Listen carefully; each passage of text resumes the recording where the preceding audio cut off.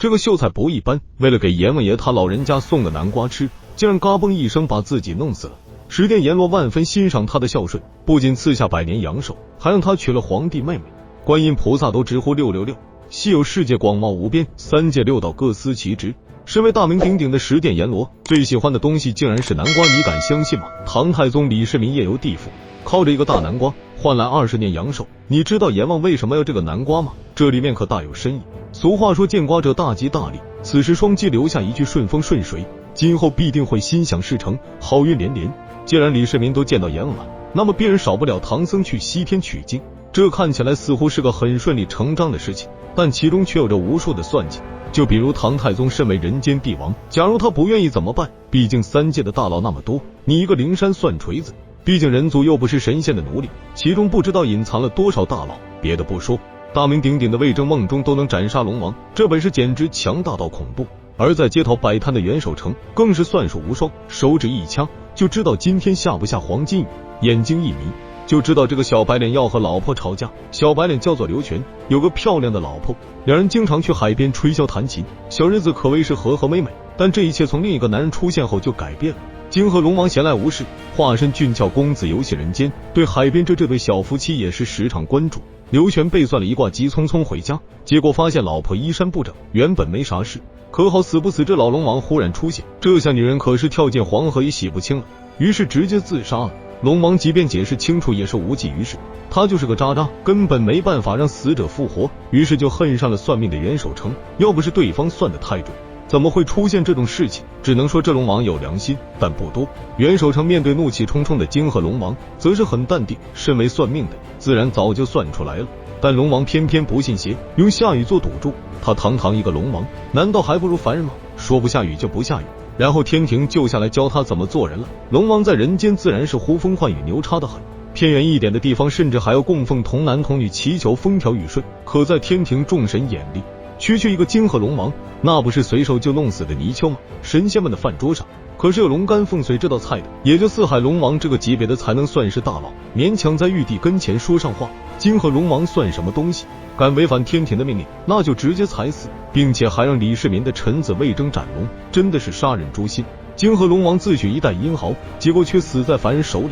当然他也去求过情，李世民也答应帮忙，但奈何魏征实在是厉害，梦中斩龙王起码是炼神还虚的境界，龙王死了却也没完全死透，阴魂不散，成天骚扰李世民。于是一个崭新的职业便诞生了，那就是门神。秦琼尉迟恭的名气，这2个字起码占一半作用，家家户户都有大门，都害怕魑魅魍魉进来。门神的市场还是挺广阔的，毕竟夜晚是普通人最脆弱的时候，也是妖魔最猖獗的时刻。人间武将气血昌盛，武道之力犹如烈日骄阳，再配合将香气晕，那简直是妖魔克星。龙王无可奈何，只能去地府告状，反正怎么可怜怎么来，并且还用红莲业火发誓，这火焰可不一般，专门针对因果业力，如果做了坏事，那就等着死翘翘吧。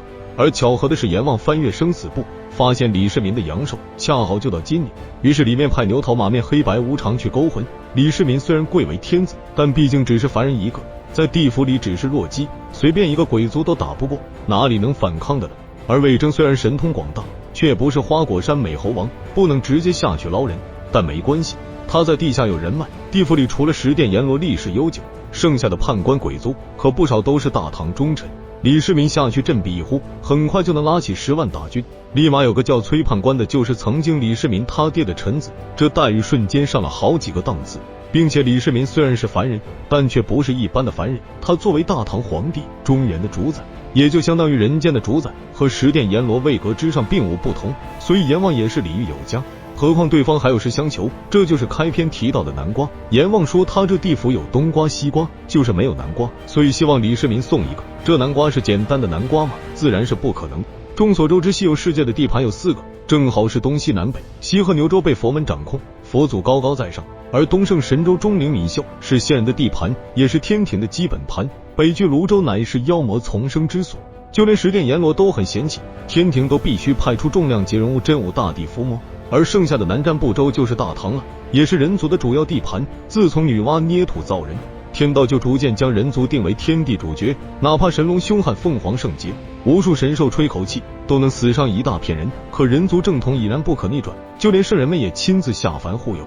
这是有利于世界的大功德，好处多多，无人不喜。自从龙凤麒麟这些强大的种族沉寂下去，3界的大事件就开始围绕人族展开。